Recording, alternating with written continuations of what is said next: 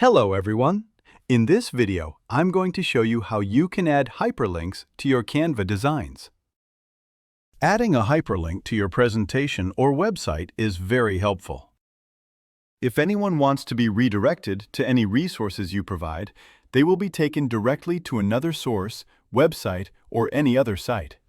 So to do that, for example, I want to add my home page or landing page to this website.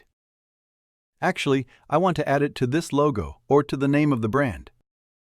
To do that, for example, this is my site, and I want to add this to the brand. So to do that, I have copied my website's landing page link. To add that link, just click on the text where you want to add the link. Just click on it and right-click.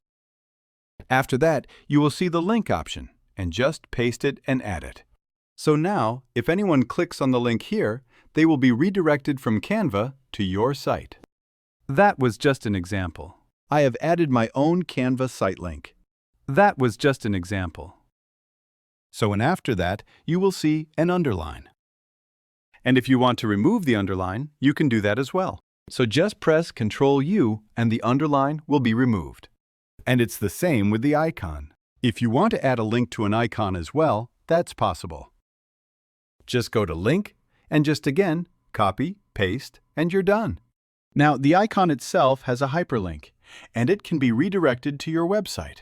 Similarly, you can add any resources, external resources, or hyperlinks to any of your presentations. In this way, you can engage your audience even more.